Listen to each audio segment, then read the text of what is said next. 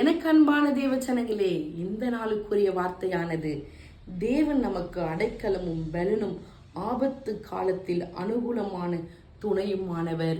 எனக்கு அன்பான தேவச்சனங்களே, இந்த நாள் அநேக ஆபத்துகள் நம்மளை சூழ்ந்து கொண்டு இருக்குது. எங்கே போனால் எங்கே என்ன நடக்கும் நம்மளுக்கு தெரில. ஆனால் ஆண்டவர் சொல்கிறாரு, நான் உனக்கு அடைக்கலமாக இருக்கிறேன், நான் உனக்கு அரணாக இருக்கிறேன், நீ ஏமா பயப்படுற, நான் உன் பலன். இன்னைக்கு கூட உன் குடும்பத்தில் அநேகர் வியாதியாய் படுத்து கொண்டு இருக்கலாம், இல்லை சோர்வோடுகள் இருக்கலாம், இல்லை ஹாஸ்பிட்டலில் இருக்கலாம்.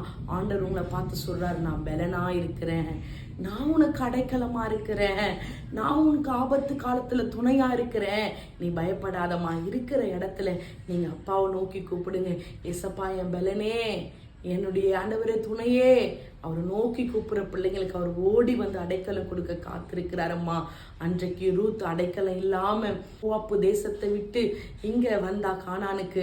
இந்த ஊரில் அவளுக்கு யாரும் அடைக்கலம் கொடுக்கல, எங்கேயும் அடைக்கலம் இல்லை. நகோமியும் ரூத்தும் தனிமைப்பட்டு இருக்கிறாங்க. ஆனால் கர்த்தர் போவாசை வைத்து அடைக்கலம் தந்து கர்த்தர் அந்த வயலையே கர்த்தர் சொந்தமாக கொடுத்தார்.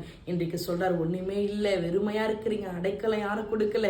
ஆண்டவர் சொல்றார், நான் அடைக்கலம், நான் உனக்கு பலன், நான் உனக்கு துணை.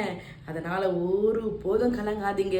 இன்றைக்கு உங்க ஆபத்து நேரங்கள்ல, உங்களுடைய பலவீனங்கள்ல கர்த்தர் பலனும் அடைக்கலமும் துணையும் இருக்கிறார். கர்த்தர் தாமே உங்களை ஆஸ்வதிப்பாராக. ஆமென்.